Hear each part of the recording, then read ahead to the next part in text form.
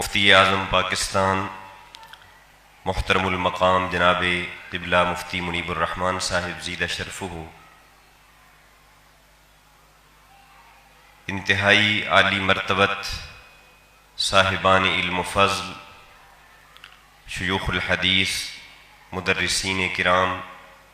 طلباء اعظام، منتظمین مدارس، صاحبان منبر و محراب اور عوام اہل سنت کی خدمت میں انتہائی ادب سے السلام علیکم ورحمۃ اللہ وبرکاتہ۔ میری سعادت مندی اور خوش نصیبی ہے کہ اپنے گرامی قدر والد محترم کے عالی مرتبت استاذ، عظیم مفسر و محدث اور اپنے عہد کی ایک ممتاز علمی شخصیت کے عرس مقدس کی تقریب میں مجھے حاضر ہونے کی اور کچھ کہنے کی سعادت نصیب ہو رہی ہے۔ میرے والد گرامی نے حضرت سعید ملت قدس سرہ سے اس وقت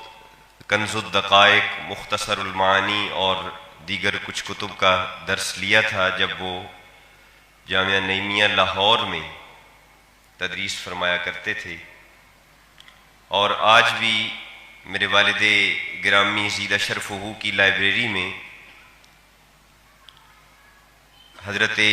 سعید ملت کی ان تصانیف کے وہ نسخے موجود ہیں، اور میں نے کچھ عرصہ قبل ان کے ابتدائی صفحات کی تصاویر بھی شیئر کی تھیں کہ جو حضرت سعید ملت قدس سرہ نے اپنے دست مبارک سے میرے والد گرامی کا نام لکھ کر اپنی طرف سے پہلے ایڈیشن میں سے بطور تحفہ ارسال فرمائی تھی۔ تو ایک محبت کا، ایک پیار کا، ایک تعظیم کا رشتہ میرے والد گرامی کا حضرت سعید ملت نور اللہ مرقدہ کے ساتھ تھا، اور جب آپ زیادہ علیل ہوئے تو والد گرامی نے مجھے حکم دیا، اور میں ان کے حکم کی تعمیل میں صرف حضرت کی زیارت کے لیے، ملاقات کی سعادت حاصل کرنے کے لیے اور حضرت کی تیمارداری کے لیے دارالعلوم نعیمیہ کراچی میں حاضر ہوا، اور آپ کے معیت میں چند قیمتی لمحات گزارنے کی مجھے سعادت میسر آئی، اور اس کے ساتھ ساتھ اللہ جل شانہ نے اس طالب علم کے نامہ اعمال میں اس نیکی کے اندراج کا بھی مجھے موقع عطا فرمایا کہ میرے ایک استاد گرامی کی حضرت سعید ملت نور اللہ مرقدہ کے ساتھ خط و کتابت رہتی تھی۔ ان کے ذریعے سے مجھے یہ علم ہوا کہ ایک کتاب کے حضرت متلاشی ہیں اور وہ دستیاب نہیں ہو رہی۔ اتفاق سے اس سے چند دن قبل ہی میں اپنے ادارے کی لائبریری کی کتب کی خریداری کے لیے قصہ خانی بازار پشاور گیا ہوا تھا، اور وہی کتاب میں اپنے ادارے کی لائبریری کے لیے لے کے آیا تھا، تو میں وہ کتاب بھی ساتھ لیتا آیا، اور آج بھی مجھے وہ منظر یاد ہے کہ جب میں آپ کے کمرے میں داخل ہوا تو آپ اپنے بیڈ کے اوپر لیٹے ہوئے تھے۔ میں نے سلام عرض کیا، اور جو خادم تھے انہوں نے جب میرے والد گرامی کے حوالے سے تعارف کروایا تو انہوں نے والد صاحب کی خیریت پوچھی، اور پھر میں نے وہ کتاب پیش کی تو ان کا علم کے ساتھ جو انہماک تھا اور ان کو جو قلبی شغف تھا مطالعے کے ساتھ، اس کا یہ منظر میں نے دیکھا کہ جو ہی میں نے وہ کتاب پیش کی اور میں نے عرض کیا کہ مجھے یہ معلوم ہوا ہے کہ آپ اس کتاب کی تلاش میں تھے اور یہ ابھی تک مہیا نہیں ہو پائی، اور میرے پاس موجود تھی تو میں آپ کی خدمت میں تحفہ پیش کرنے کے لیے لایا ہوں، تو آپ بغیر ایک لمحے کی تاخیر کے اس کتاب کے مطالعے میں مشغول ہو گئے، اور اس کی دوسری جلد میں متعلقہ مقام آپ نے فوری طور پہ نکالا جو آپ دیکھنا چاہ رہے تھے، اور میرے کھڑے کھڑے آپ نے اس مقام کا مطالعہ فرمایا اور پھر اپنے جو خادم تھے، جو ساتھی طالب علم وہاں موجود تھے، انہیں حکم دیا کہ اس کتاب کو ٹیبل پہ رکھ دیا جائے، اور مجھے خود ساتھ لے گئے اور لائبریری کا وزٹ بھی کروایا اور اپنی دعاؤں سے بھی نوازا۔ اور یہاں پہ میں جو بات عرض کر کے اپنی گفتگو کے اصل حصے کی طرف آگے بڑھ جانا چاہتا ہوں، وہ یہ ہے کہ میں پنجاب سے حاضر ہوا تھا، اور وہ بھی یہ جانتے تھے، اور میں نے ان کی خدمت میں یہ بات عرض بھی کی تھی کہ میں جہلم سے صرف آپ کی زیارت، ملاقات اور تیمارداری کے لیے حاضر ہوا ہوں، لیکن جب 10 سے 15 منٹ گزر چکے اور خیریت جانبین معلوم ہو گئی اور میں ان کی مسنون تیمارداری کر چکا اور وہ اس کتاب کو دیکھ چکے، تو 15 منٹ بعد انہوں نے بغیر کسی لگی لپٹی کے مجھے فرمایا کہ بیٹا، میرے مطالعے کا اور تحریر کے کام کا وقت ہے اور اس میں حرج ہوتا ہے، آپ اپنا کام کریں اور مجھے اپنا کام کرنے دیں۔ تو وقت کی قدر و قیمت کا اور اپنے اوقات کو تضییع سے بچانے کا یہ وہ سبق تھا جو آج سے تقریباً 1.5 دہائی پہلے علامہ سعدی رحمہ اللہ تعالیٰ کے اس ایک جملے سے میں نے سیکھا اور میں جسے اپنے ساتھ لے کر گیا۔ آج کی اس فی البدی گفتگو کے حوالے سے میں نے جو عنوان سوچا ہے، جس پہ چند باتیں اپنے طالب علم بھائیوں کی خدمت میں عرض کرنا چاہتا ہوں،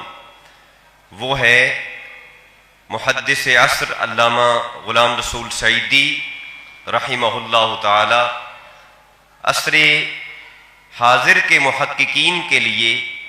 ایک علمی مثالیہ۔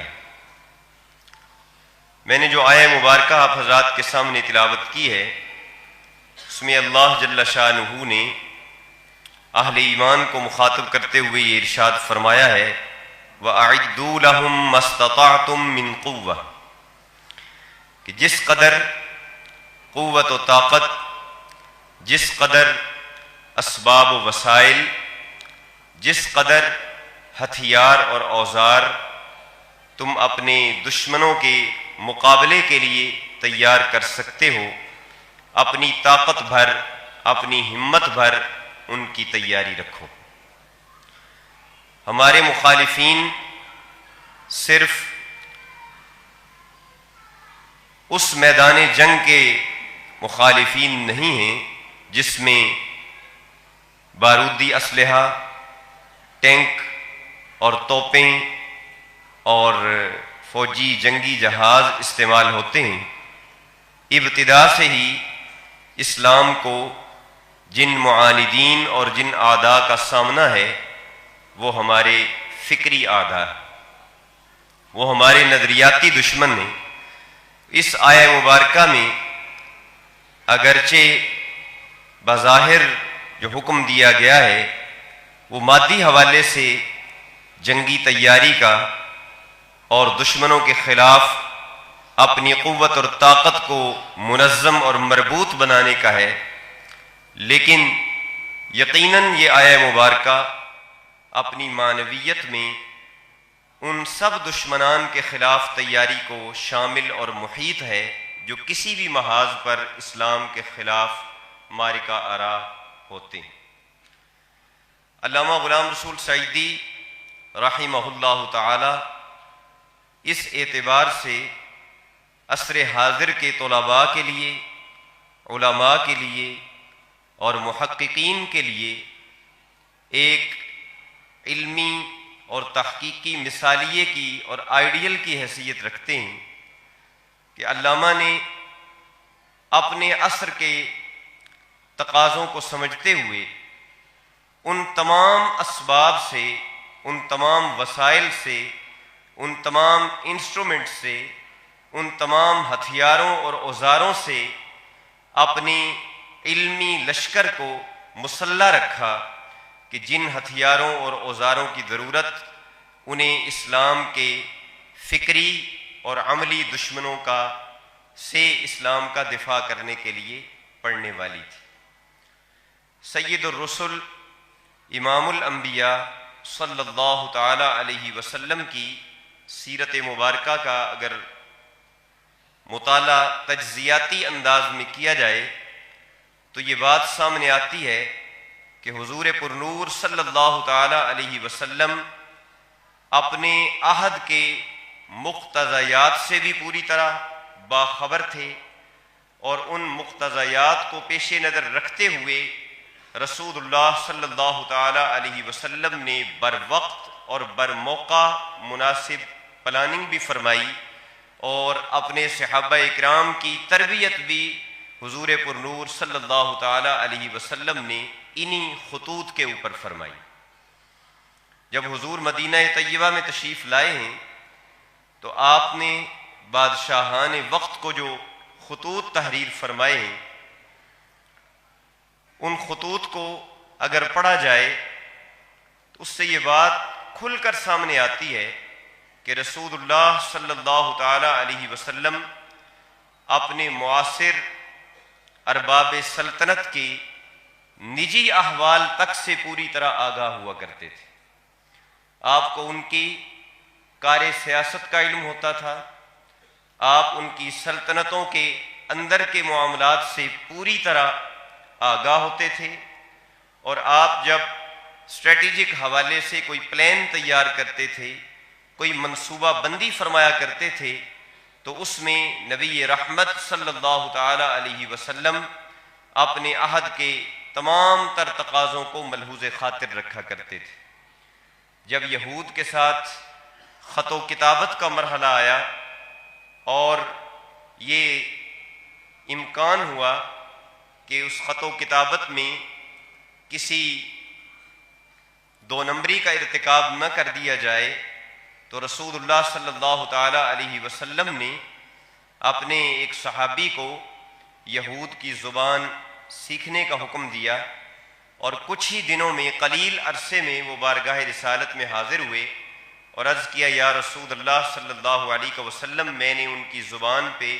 عبور حاصل کر لیا ہے۔ علماء نے فرمایا کہ یہ ایک بہترین مثال ہے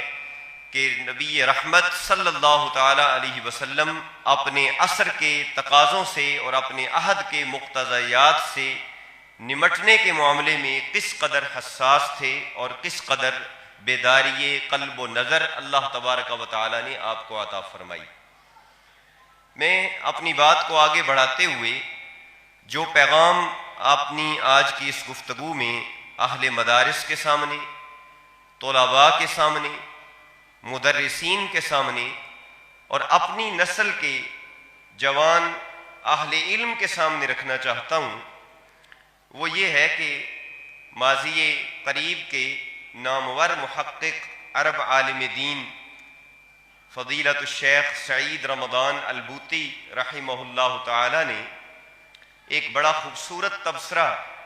اپنی کتاب ضوابط المصلحۃ الشرعیہ میں ارشاد فرمایا ہے۔ وہ فرماتے ہیں کہ عالم کفر کا اسلام کے خلاف جنگ کا پہلا فیز یہ تھا کہ انہوں نے اسلام کو جو مادی جنگ ہوتی ہے، جس میں تلواریں، تیر، نیزے استعمال کیے جاتے ہیں، اس میں شکست دینے کی اور نعوذ باللہ اسلام کو نابود کرنے کی کوششیں کیں۔ یہ معاملہ کئی صدیوں تک چلتا رہا، اور صلیبی جنگوں میں عالم کفر کو اس بات کا پوری طرح یقین ہو گیا کہ ہم اس میدان جنگ میں اہل اسلام کو کسی بھی طور شکست نہیں دے سکتے، کیونکہ صلیبی جنگوں کی اگر تاریخ دیکھی جائے تو اس وقت عیسائی دو بڑے ٹکڑوں میں تقسیم تھے، اور اسلام دشمنی میں ان کی وہ دونوں جماعتیں اور ان کے وہ دونوں گروپ جو تھے انہوں نے آپس میں اتحاد کیا، جن کے درمیان فکری اعتبار سے بعد المشرقین تھا۔ اور اس دور میں اگر ہم اسلامی ریاستوں کا جائزہ لیں تو چھوٹی چھوٹی ٹکڑیوں کے اندر مسلمان تقسیم تھے، تو عیسائیت کا متحد ہو کر مسلمانوں کے خلاف نکل آنا اور مسلمانوں میں سے صلاح الدین ایوبی رحمہ اللہ کا انفرادی طور پہ ان کے مقابلے میں آنا اور پورے عالم عیسائیت کو ناکوں چنے چبوانا، اس سے انہیں یہ پتہ چل گیا کہ اس میدان میں اہل اسلام کو شکست نہیں دی جا سکتی۔ تو تب دوسرے فیز کا آغاز ہوا۔ میری یہ گفتگو ممکن ہے بعض احباب کو اس مرحلے میں irrelevant محسوس ہو رہی ہو، لیکن میں یہ عرض کروں گا کہ تھوڑا سا جبر کرتے ہوئے میرے ان چند جملوں کو توجہ کے ساتھ سماعت فرما لیجیے گا، شاید اگلے مرحلے میں جا کر آپ کو اس کی ریلیونسی معلوم ہو جائے۔ شیخ بوطی فرماتے ہیں کہ پھر دوسرا فیز شروع ہوا۔ دوسرے فیز میں تحریک استشراق بپا کی گئی، جس میں اسلام کی نظریاتی سرحدوں کو اندر گھس کر کھوکھلا کرنے کی کوشش کی گئی، عربی سیکھی گئی، اسلامی علوم کے اندر مہارت ایسے لوگوں نے حاصل کی کہ جنہوں نے لبادہ اسلام کا اوڑا ہوا تھا اور ان کی سوچ اور ان کی فکر اسلام دشمنی کے زہر سے آلودہ تھی، اور انہوں نے ہماری پوری نسلوں کو استشراق کے زہر سے متاثر کرنے کی کوشش کی۔ لیکن اللہ جل شانہ کا اس امت پر یہ فضل ہوا، یہ انعام ہوا، یہ احسان ہوا کہ استشراق کی وہ تحریک جس پہ صدیوں کام کیا گیا اور جس پہ پانی کی طرح وسائل اور اسباب بہائے گئے، وہ بھی کوئی اتنا بڑا نتیجہ نہ دے سکی کہ دنیا کے کسی خطے میں پورے کا پورا ملک ہی نعوذ باللہ مرتد ہو جاتا اور مسلمانوں کی پوری آبادیاں اسلام کو چھوڑ کر نعوذ باللہ واپس کفر کی طرف پھر جاتی۔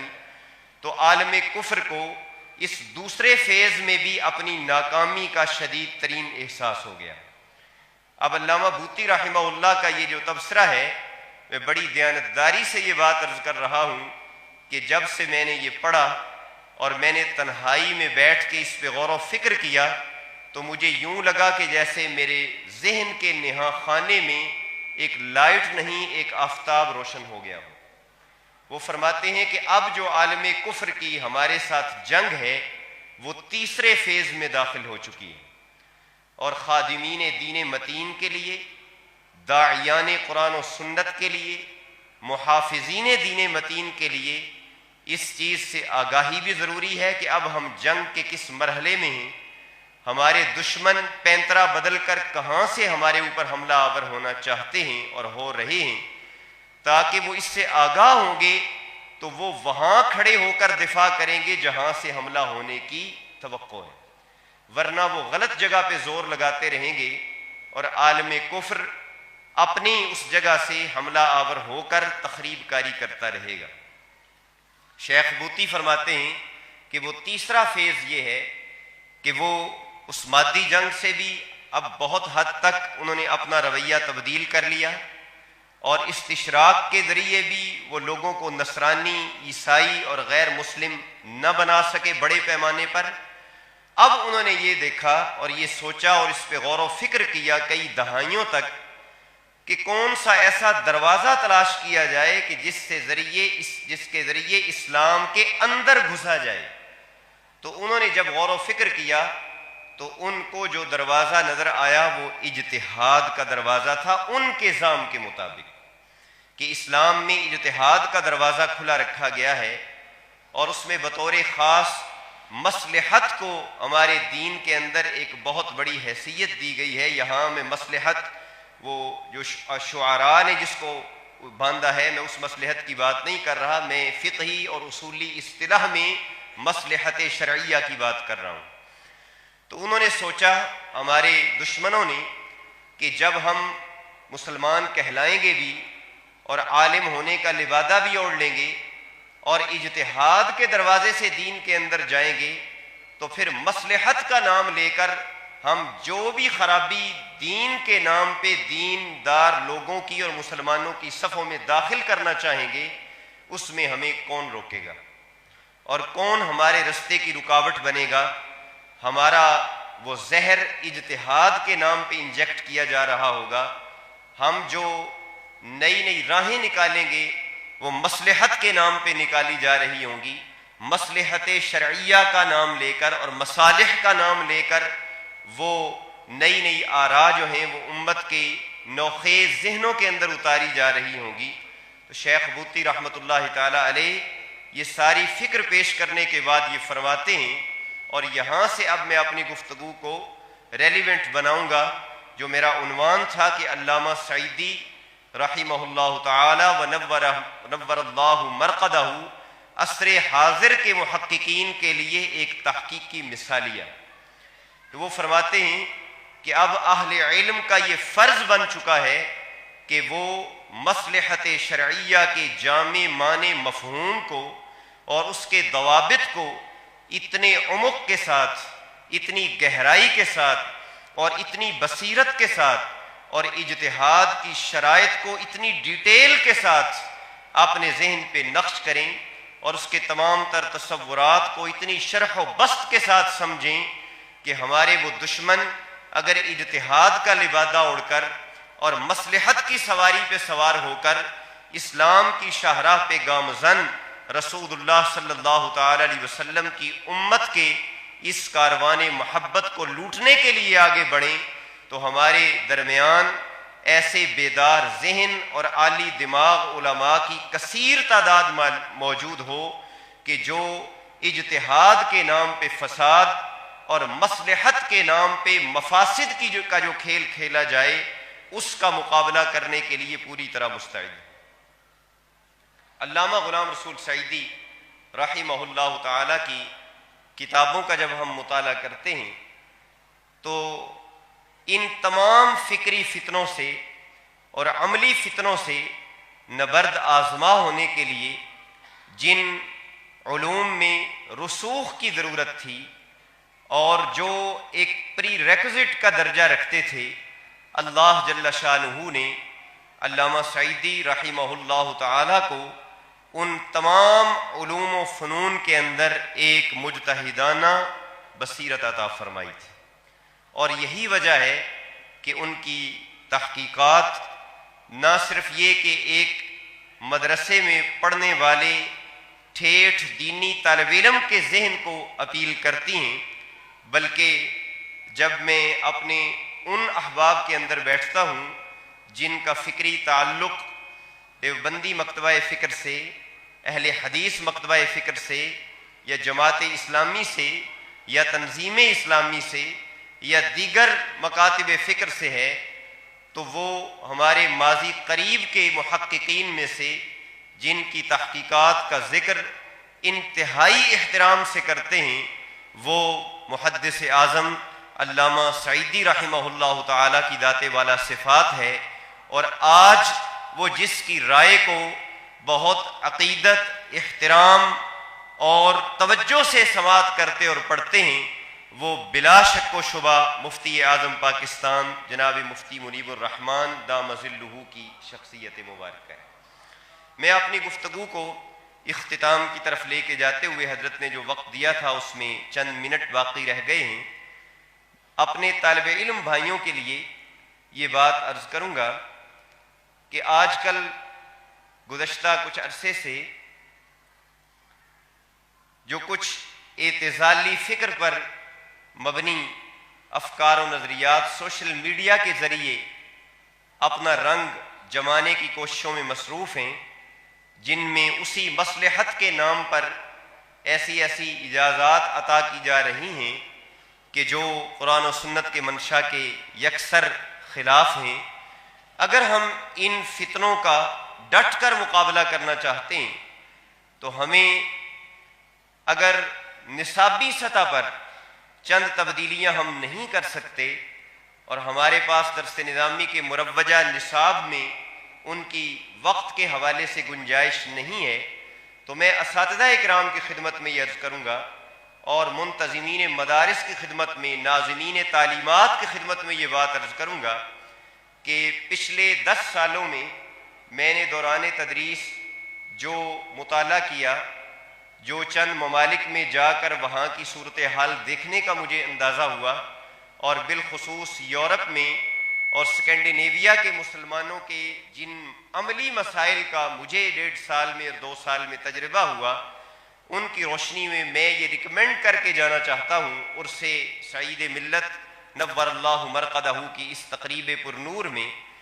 کہ میں یہ سمجھتا ہوں کہ 3 علوم ایسے ہیں کہ جو پچھلی چند دہائیوں میں ایک مستقل حیثیت میدان علم کے اندر اختیار کر چکے ہیں، اور چند دہائیاں پہلے وہ اصول فقہ اور فقہ کے ذیلی ابواب کا درجہ رکھتے تھے، آج ان پہ اتنا کام ہو چکا ہے گزشتہ 3-4 دہائیوں میں کہ ان پہ درجنوں کتابیں معرض وجود میں آ چکی ہیں، ان کی فکری بنیادیں بھی اور ان کی اپلیکیشن بھی، ان کی تطبیقات پہ بھی بہت وقیع علمی کام ہو چکا ہے، اور عصر حاضر میں اور آنے والے وقت میں جو جوان علماء ان ذمہ داریوں سے عہدہ برا ہونا چاہیں گے کہ وہ غامدیت کے حوالے سے اور اس نوعیت کے اعتزالی فکر کے حامل مکاتب فکر کے حوالے سے نئی نسل کے ذہنوں کو اپیل کر سکیں، ان کو مطمئن کر سکیں، اور نئے نئے فتنوں کا عقلی حوالے سے جواب دے سکیں، اور امت کے ذہنوں کو تشفی اور تسلی کا سامان فراہم کر سکیں، انہیں چاہیے کہ وہ خود بھی اور اپنے طلباء کو بھی ان 3 علوم کی طرف بطور خاص متوجہ فرمائیں، اور ان کے تفصیلی مطالعے کا کوئی بندوبست کیا جائے، اس پہ سیمینارز منعقد کیے جائیں، اس پہ علمی تقاریب کا انعقاد کیا جائے۔ ان میں سب سے پہلا علم جس پہ پچھلے 50-60 سالوں میں اتنا کام ہوا کہ آج دنیا کی بیشتر یونیورسٹیز میں وہ ایک مستقل فیکلٹی کا درجہ حاصل کر چکا ہے، اور 50 سال سے عرب میں علماء اسے پڑھا رہے ہیں، اس پہ کام کر رہے ہیں، وہ ہے مقاصد الشریعہ۔ مقاصد الشریعہ پہ اتنا اہم علمی مواد آ چکا ہے کہ جس سے آگاہ ہونا اور علمی بنیادوں پر علی وجہ البصیرت اسے جاننا ہر اس عالم کے لیے ایک بنیادی حیثیت رکھتا ہے جو مستقبل میں نو پیش آمدہ مسائل کے حوالے سے قرآن و سنت اور فقہ اسلامی کے اصولوں کے اندر رہتے ہوئے ان مسائل کا جواب امت کو فراہم کرنا چاہتا ہے۔ آج افراط و تفریط کا عالم یہ ہے کہ ایک طرف رمضان المبارک کے فرض روزوں کو اپنے اسکول یا کالج کے امتحان کی تیاری کے لیے ڈیلے کرنے کے فتوے سوشل میڈیا پہ نظر آتے ہیں، اور دوسری طرف ایک ایسی بے جا شدت پسندی ہے اور ایک ذہن کے کھڑکیوں کو اور دروازوں کو بند کرنے کی ایسی روش ہے کہ دونوں نے امت کو مخمصے میں ڈال رکھا ہے۔ دین کے اصولی باتوں کو پیش نظر رکھتے ہوئے اگر جدید معاملات میں امت کی درست سمت رہنمائی کرنی ہے تو ہمیں مقاصد الشریعہ پر لکھے جانے والے اس پورے لٹریچر کا بڑی تسلی بخش طریقے سے مطالعہ کرنا ہوگا، اپنے اکابر علماء کے زیر سایہ اسے پڑھنا ہوگا۔ اس میں جہاں کہیں عرب علماء سے بھی افراط و تفریط ہوا ہے، حضرت مفتی اعظم پاکستان اور حضرت مفتی اعظم سندھ جیسے اکابر علماء کے زیر سایہ ان کی نگرانی میں ان علوم کو پڑھ کر اپنے آپ کو وَأَعِدُّوا لَهُم مَّا اسْتَطَعْتُم مِّن قُوَّةٍ کی روشنی میں ان نئے نئے فتنوں کا مقابلہ کرنے کے لیے اپنے آپ کو تیار کرنا ہوگا۔ دوسرا شعبہ علم وہ بھی آج اپنی جگہ پر ایک بہت بڑی اہمیت اختیار کر چکا ہے، اور میں یہ جسارت کروں گا حضرت مفتی اعظم پاکستان دام ظلہ کی موجودگی میں کہ 2 ماہ پہلے مجھے ایک سیمینار میں گفتگو کے لیے بلایا گیا، تو میں نے کچھ تفاسیر کا اس موضوع کے حوالے سے جب مطالعہ شروع کیا، اور جس علم کا میں اب ذکر کرنے لگا ہوں ایک طالب علم کی حیثیت سے کہ وہ اب ایک مستقل حیثیت اختیار کر چکا ہے، پہلے وہ اصول فقہ کا ایک ذیلی شعبہ تصور کیا جاتا تھا، وہ ہے قواعد فہم النصوص۔ آج اگر ہم غور کریں تو ہمارے ہاں جو نئے نئے فتنے ہر 15 دن کے بعد، ہر مہینے کے بعد، ہر 2 مہینے کے بعد سوشل میڈیا کی زینت بنتے چلے جا رہے ہیں، اور ادھر سے بھی قرآن ہی پڑھا جا رہا ہے، احادیث پڑھی جا رہی ہیں، اور تعبیرات اور تشریحات میں وہ جدت ترازیاں کی جا رہی ہیں کہ جن میں ہر روز کسی ایک نئے فتنے کا دروازہ ہمیں کھلا ہوا نظر آتا ہے۔ ان کا اگر علمی انداز میں سد باب کرنا ہے تو ایک ویڈیو کلپ بنا کر سوشل میڈیا پہ وائرل کر دینے سے ان کی جڑیں نہیں کٹیں گی۔ ان فتنوں کا مقابلہ کرنے کے لیے جواب دینے والے کو ان کی گردن پہ ہاتھ رکھنا ہوگا، اور گردن پہ ہاتھ تب رکھا جا سکے گا جب رد کرنے والے کو، جواب دینے والے کو فہم النصوص کے قواعد اور ضوابط سے پوری طرح آگاہی ہوگی، اور وہ ان فہم نصوص کے قواعد کی روشنی میں اس پر گرفت کرے گا کہ اس نص سے جو آپ نے استنباط کیا ہے، یہ بتائیے کہ 12-13 صدیوں میں اکابرین امت نے نصوص سے استفادہ کے لیے جو قواعد و ضوابط مقرر کیے تھے، ان کو آپ نے کیسے اپلائی کیا ہے اور ان کا آپ نے خیال رکھا ہے یا نہیں رکھا۔ ایک ادنا سے طالب علم کی حیثیت سے میں اس سیمینار کے لیے جب تیاری کر رہا تھا تو میرے سامنے جو بات آئی، اگرچہ وہ ایک بالکل بعد میں مجھے محسوس ہوا کہ بدیہی بات تھی، لیکن مجھے یہ اعتراف کرنے میں کوئی بات نہیں ہے کہ ایک طالب علم کے لیے وہ چیز تھوڑا سا ایک پردہ خفا میں تھی کہ قرآن کریم فرقان حمید میں متعدد جگہوں پر امر کے صیغے استعمال کیے گئے ہیں۔ وَأَقِیمُوا الصَّلَاةَ بھی ہے، وَآتُوا الزَّکاۃ بھی ہے، خُذْ مِنْ أَمْوَالِهِمْ صَدَقَةً بھی ہے، اور اسی قرآن کریم میں السارق والسارقۃ فاقطعوا ایدیہما بھی ہے۔ اسی قرآن کریم میں فجلدوا کا صیغہ امر بھی موجود ہے۔ اور آج کل جو حدیث مبارکہ ہماری محافل کی زینت بن چکی ہے، من سب نبیا فاقتلوہ، اس میں جو امر کا صیغہ ہے یہ بھی انہی صیغہ امر میں شامل ہے جو قرآن و سنت میں وارد ہوئے ہیں۔ تو جب میں نے اس حوالے سے سرسری طور پہ دوران سفر اپنے لیپ ٹاپ کی مدد سے اجلہ مفسرین کا مطالعہ کیا اور امہات تفاسیر کو دیکھا، تو فوری طور پہ جو آراء ائمہ اکابرین کی سامنے آئیں وہ یہ تھیں کہ قرآن کریم میں کچھ امر کے صیغے ایسے ہیں کہ جن کا مخاطب ہر عاقل و بالغ مسلمان ہے۔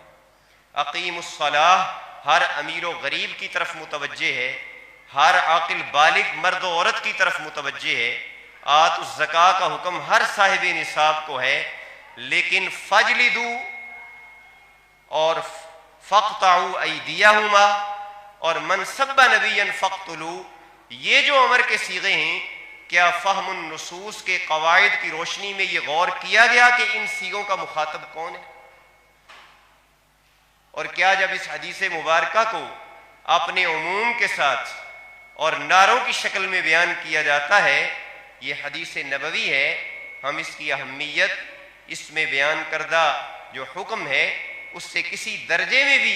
پیچھے نہیں ہٹتے، اور نہ ہی اس کے حوالے سے کوئی مجھے شرح صدر میں کوئی کمی ہے۔ لیکن ایک بہت بڑا معاملہ یہ ہے کہ کیا ان صیغوں کا مخاطب بھی عوام ہے؟ امام قرطبی سے لے کر امام رازی تک اور ابن کثیر سے لے کر عہد حاضر کے مفسرین تک آپ جس کا بھی مطالعہ کریں گے آپ کو وہ یہ بات کہتے ہوئے نظر آئیں گے کہ فاقطعوا ایدیہما اور من سب نبیا فاقتلوہ، اور اس طرح کے جو معاملات ہیں ان میں جو امر کے صیغے دیے گئے ہیں، ان امر کے صیغوں کا مخاطب ایک عام آدمی نہیں ہے، بلکہ وہ صاحب امر ہے اور اولو الامر ہیں کہ جن کو اللہ تبارک و تعالیٰ نے اتھارٹیٹیو حیثیت عطا فرمائی۔ تو یہ فہم النصوص کے قواعد میں سے ایک چھوٹی سی مثال میں نے آپ کے سامنے رکھی ہے۔ تیسری بات جس پہ اپنی گفتگو کو ختم کروں گا، تیسرا علم کہ جس کی طرف ہمیں باقاعدہ طور پہ اپنے مدارس میں متوجہ ہو جانے کی ضرورت ہے، وہ ادب الخلاف ہے۔ آج حالت یہ ہے کہ معمولی سا کسی مستحب کے معاملے میں بھی اختلاف رائے ہو جائے